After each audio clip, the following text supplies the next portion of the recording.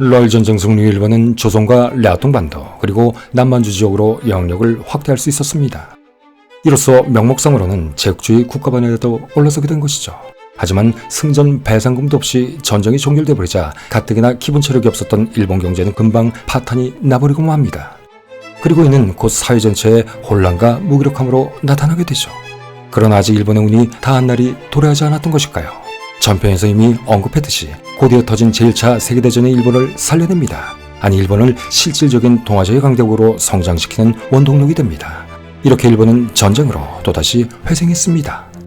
영일동맹으로 연합군의 일원이 된 일본은 패전한 독일 제국의 중국 내 조차지와 태평양 섬들의 지배권을 확보할 수 있었고 대전쟁으로 유럽의 산업활동이 멈춰서자 생각지도 못한 수출 호황이 입어 경제까지 비약적으로 성장했습니다. 이때부터 일본의 지위도 절망적인 만성 채무국에서 채권국으로 바뀌게 되죠. 물론 이런 좋은 시절도 얼마 가지는 않지만 말입니다. 어쨌든 이때부터 일본은 눈에 뵈는 것이 없어집니다. 자기들도 이젠 1등 국가가 됐다고 착각하기 시작한 것이죠. 이런 일본의 자가당착 도대체 왜 그렇게 됐을까요? 그것은 일본이 치사량이 없는 국뽕에 이미 중독돼 버렸기 때문이었습니다.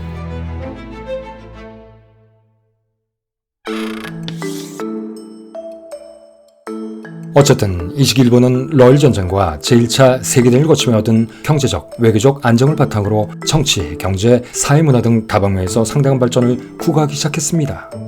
그리고 대량 생산, 대량 소비 문화가 정착되면서 전화, 자동차, 라디오, 영화, 레코드 등이 일본의 새로운 풍속도로 떠오르게 되죠.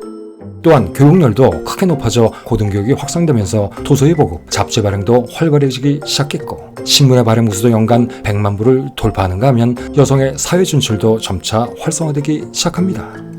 이 당시 도쿄는 진정 동북아의 런던과 파리, 뉴욕이나 침비 없었습니다. 하지만 이렇듯 일본의 경제 문화는 몰라보게 발전하고는 있었지만 그 혜택이 모든 계층에 골고루 분배되지 않았다는데 그 문제가 있었습니다. 농촌에서는 소작농보다는 지주에게만 큰 이익이 돌아갔고 도시에서는 노동자보다는 공장 경영자나 대자본가에게만 이익이 돌아갔던 것이죠. 그리고 이런 급격한 호황은 당연히 인플레이션을 수반하기 마련이었고 곡물과 기타 생필품의 가격을 크게 상승시켰습니다. 결국 이런 이익 분배의 불평등과 물가 상승에 따른 저소득층의 불만은 자연히 저항을 수반하게 되었고 경제가 발전하면서 도시 중산층이 확대되고 교육기회 확대로 고등교육을 받은 청년층과 시중의 저변이 넓어지자 도시에서는 대규모 사업장을 중심으로 노동쟁이가 크게 증가하여 파업 역시 빈번하게 일어나기 시작했죠. 또한 농촌지역 역시 대지주에게 저항하는 소주주나 영세농들에 의해 낮은 수준이었지만 크고 작은 마찰부터 소작쟁이까지 일어나게 됩니다. 1911년 중국에서는 신해혁명이 일어났습니다. 이에 일본에서는 제2차 가스라 내각이 퇴진하고 제2차 사이언지 내각이 집권한 지 얼마 안 됐을 때였죠. 이렇게 제2차 사이언지 내각이 출범한 지 약 1개월이 지난 10월 10일 청해우창에서 혁명군의 봉기가 시작된 것입니다. 이후 청조타도를 외치는 혁명의 메시지는 순식간에 각지로 전파되었고 결국 1912년 1월 1일에는 순원이 난징에서 임시대통령이 취임하자 푸이라 불리던 청해선 통제는 그만 퇴위하게 됩니다. 500년 이상 지속되어던 명청제국이 이렇듯 단 한 번의 무장봉기로 불과 반년도 지나지 않아 무너져버린 것이죠. 아니 중국 대륙에서 3천여년간 당연하듯 지속됐던 군주제가 완전히 소멸되어버린 것입니다. 이렇게 신해혁명은 중국 대륙을 미멍에서 깨어나게 만들었고 이후 일본에서는 민주주의의 봄바람을 불게 만듭니다. 그러나 이런 시대의 흐름에도 불구하고 당시 일본 육군 대신이었던 우에라 유서크라는 자는 내각에 대해 식민지 조선의 육군 2개 사단을 징설해야 한다라고 건의합니다. 그것도 일본 본토가 아니라 식민지 조선의 2개 사단을 창설하자는 것이었습니다. 그렇다면 이것은 무엇을 의미하는 것이었을까요? 그것은 바로 신해 혁명으로 중국의 정서가 혼란스러워지자 일본 군부가 이를 중국 침략의 기회로 봤다는 것입니다. 일본의 빈집털이 퍽치기 본능이 또다시 발동된 것이죠. 하지만 이 안건은 러일 전쟁 직후 일본을 지배했다고 해도 과언이 아닌 군부, 그것도 육군 대신의 주장이었으니 무난히 통과 대수법했는데도 당시 총리 대신이었던 사이언지 기모체이의 일거에 거부되고 맙니다.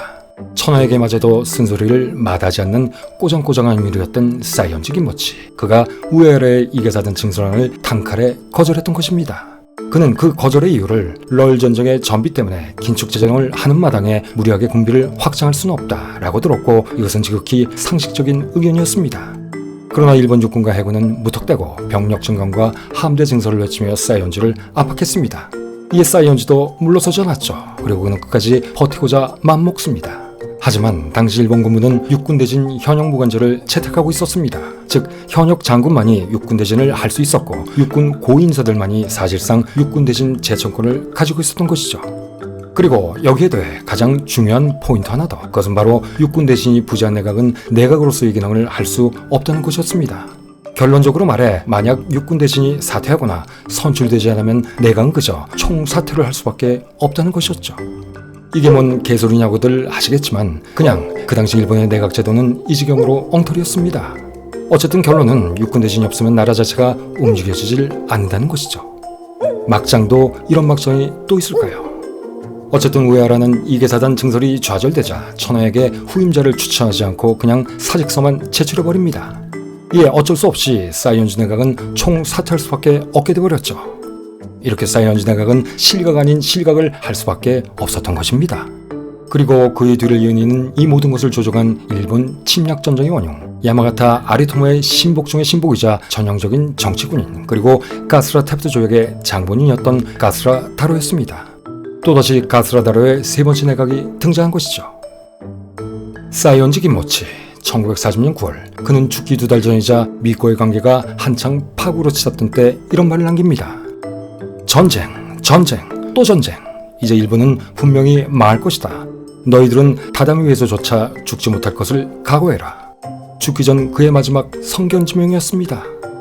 나폴레옹 3세의 등장과 파리 꼬민의 끔찍한 실패가 이어지던 혁명 시대에 프랑스에서 유학했던 사이언지 김모치. 그는 10년간의 유럽 유학 시절 세계 정세를 두 눈으로 확인했던 몇 안 되는 일본에 깨어있는 지식인 중 하나였습니다.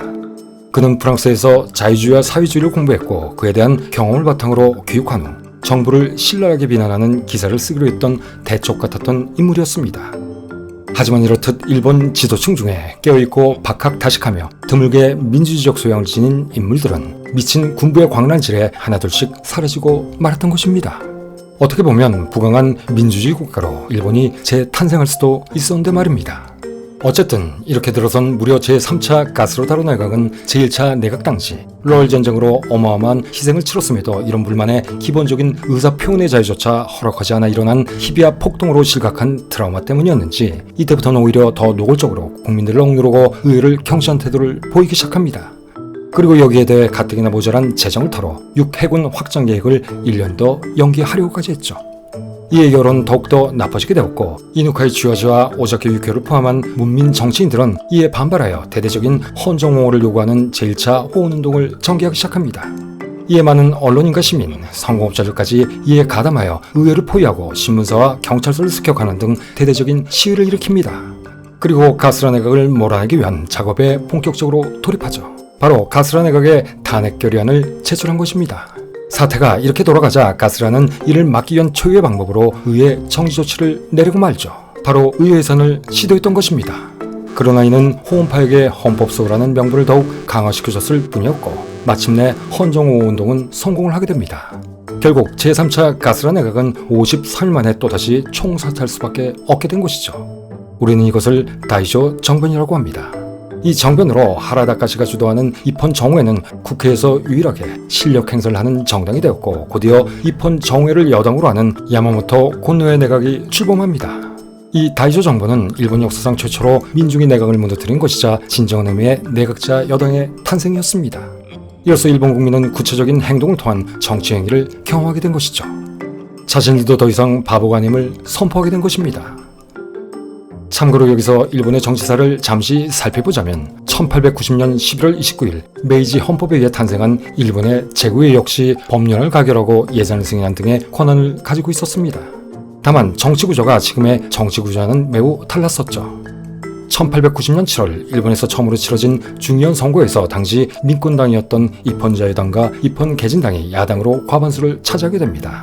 반면 당시 여당격은 지금과는 다르게 원로들로 채워진 귀족원이었습니다. 즉 당시 일본 의회는 일반 평민으로 이루어진 하원격인 중의원과 일본 제국으로부터 귀족 계급을 하사받은 자들을 일컫는 화족, 다시 말해 일본 귀족 원로들로 이루어진 상원격인 귀족원, 이렇게 양원제로 구성되어 있었던 것입니다. 여기서 귀족원이라 함은 화족 중 천황의 칙명에 의해 의원의 지위를 얻은 자들의 집단을 말하는 것인데 이 역시 1890년 11월 29일 일본 제국의 탄생부터 지금의 일본국 신헌법이 발효된 1947년 5월 2일까지 존재했죠. 이들의 임기는 7년이었고 이들 중 천황이 임명하는 직임위원은 임기가 총신이었습니다. 또한 배속으로 조선 출신 7명, 타이완 출신 3명도 선출됐는데 이들 친일 매국노들은 일제히 앞잡이 노릇을 하는 자들이었습니다. 그리고 이들 원로 중 최초로 임명된 자가 우리에게 너무나 익숙한 인물, 바로 이토 히로부미였죠. 어쨌든 이들은 천황에게 자문을 하고 내각의 경질 또는 내각 총리 대신을 청구하거나 개전, 강화, 동맹 체결 등 국가 최고 의사결정에 참여하는 그야말로 천황의 측근 중의 측근들이었습니다. 즉 이 당시 내각은 내각이라기보다는 천황을 보좌하기 위한 기구였던 것이죠. 이 말은 일본 제국 초기 내각은 지금처럼 국민이 뽑은 민권위원이 단 한 명도 없던 뜻이기도 했습니다. 이런 상황은 잠시 후 말씀드릴 제1당의 당수가 총리 대신을 했던 다이쇼 데모크라스 시절에는 잠시 사라졌었으나 1929년 세계 경제대공황과 이를 틈탄 군부의 집권이 시작되자 1945년 패망 때까지 군장성 출신들이 총리를 하는 기형적인 형태로 더욱 변질돼 버리죠. 그리고 당시 일본 의회는 입법권도 천황의 권한에 속해 있었습니다. 그러다 보니 제국에는 단지 천황의 협창기구 정도에 지나지 않았죠. 다만 중요한 예산을 심의하는 권한 정도는 가지고 있었습니다. 어쨌든 이렇게 원로들로만 구성된 당시의 귀족원은 평민들로 구성된 정당이나 의회를 항상 무시했습니다. 그러다 보니 천황의 이름을 내세워 의원들에게 정부 입장을 무조건 지지하라고 종용하기만 했었죠. 훗날 군부독재의 싹이 자랄 환경이 이미 조성되고 있었던 것입니다. 그러자 이에 대해 야당 의원들도 예산을 무조건 삭감하려는 등의 조치로 대응해 나갔고 이러다 보니 이둘은 항상 대립하는 관계였습니다. 이러던 중 나름 협조적인 타협의 정치가 시작되는 계기가 생깁니다. 그것은 바로 식민지 획득에 모두 미쳐버려 있던 청일 전쟁 때였죠. 그러나 전쟁이 끝나자 이런 타협의 분위기는 또다시 사라져버립니다. 이러한 갈등 이후 일본 군국주의의 아버지라 불리는 야마가타 아리토모의 1898년에 내각에서 철정을 이루게 됩니다. 그러나 1900년 야마가타 아리토모에 이어 이토 히로부미가 집권했을 때에는 비교적 안정적인 타협을 추구하는 분위기로 다시 바뀌게 되죠. 사실 우리의 일반적인 평가와는 달리 이토 히로부미는 국수주의자이긴 했어도 매우 합리적인 의회주의자였습니다. 이토 히로부미는 항상 절충과 연대를 중시하였고 구 입헌 자유당이 주축이 된 자유주의적인 보수를 가치로 내세운 입헌 정우회라는 새로운 민권 정당을 창당하기도 했었죠. 물론 권력의 헤게모니에 맞춰 화족이었던 자신의 권력 기반을 계속 확대 유지할 목적이었지만 말입니다. 어쨌든 1901년 이토 히로부미가 총리에서 물러난 뒤 일본은 야마가타 아리토모의 오른팔이었던 가스라다라와 이토 히로부미의 신복으로 당시 입헌 정회를 이끌었던 사이언지 김모치가 번갈아가며 12년 동안 국정을 이끌어갔습니다. 이때부터 일본 특유의 회전문식 파벌 정치가 시작된 것이죠.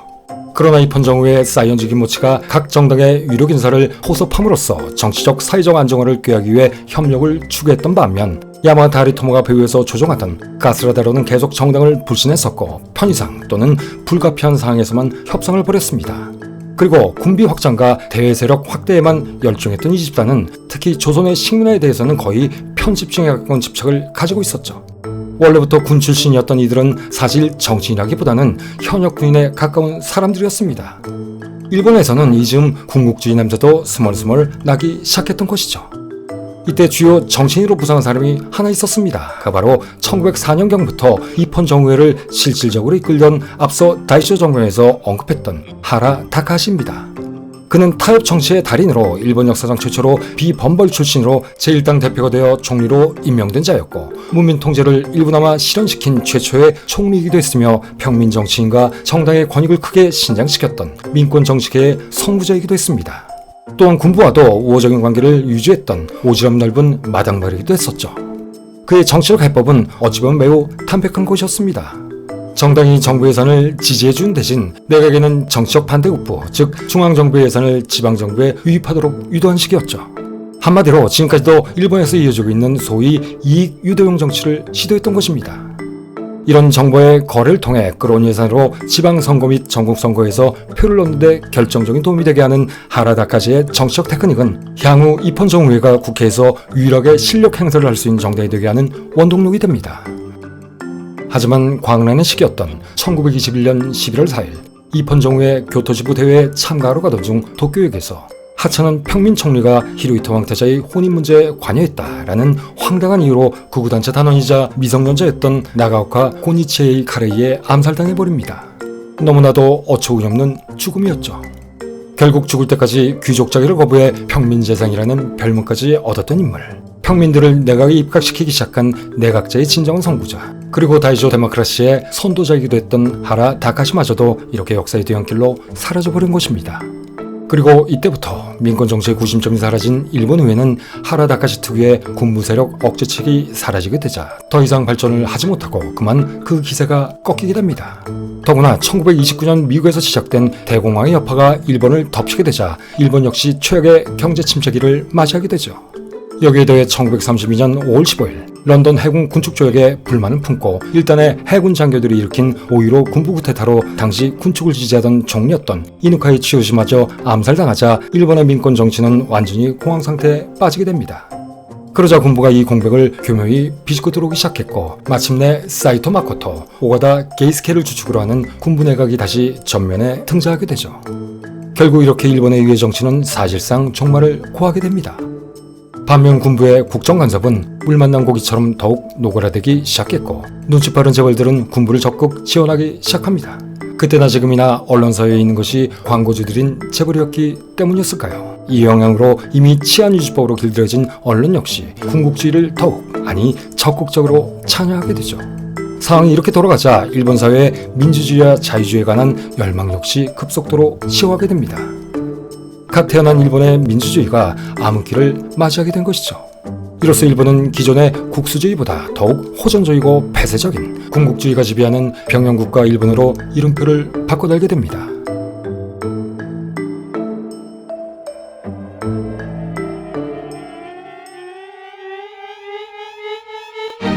어쩌다 보니 일본의 정당 얘기가 다소 길어졌습니다. 다시 다이쇼 데모크라시 얘기로 돌아가 여러분도 잘 아시다시피 일본 국민들은 메이지 유신 이후부터 제국 건설이란 목표 아래 계속 전쟁을 치러했습니다. 그런 사이에 이들은 국가를 위해 피와 땀과 눈물을 바쳐야만 했죠. 그러나 이런 피해 악순환이 언제쯤 끝날지는 아무도 생각할 수조차 없었습니다. 이에 대부분의 일본 국민들은 이처럼 혹독한 침략 전쟁에 넌더리를 치고 있었고 또한 군부의 입맛에 맞춰 말도 안 되게 돌아가는 정치판을 보며 염증을 느끼기 시작했습니다. 이 때문에 이를 본 국민들의 대정치 신뢰감은 더욱 나빠지게 되었고 비로소 일본 국민도 자각을 하기 시작합니다. 말로만 듣던 인본주의, 평등주의, 민권주의, 경제정의라는 새로운 사자의 눈을 뜨기 시작한 것이죠. 그리고 이런 분위기는 곧 일본 역사상 한 번도 볼 수 없었던 대규모 밀란의 기운으로까지 번지게 됩니다. 사태가 이렇게 돌아가자 대규모 소유를 감지하기 시작한 일본 군부는 억지 춘환격으로 육군 대신 현역 무관제를 배제하는 등 겉으로는 군부의 영역을 약화시키는 듯 보이려고 했죠. 그러나 이때 어마어마한 방산 비리가 덜컥 터져버립니다. 그것은 바로 일본을 발칵 뒤집어 놓은 지멘스 사건이었습니다.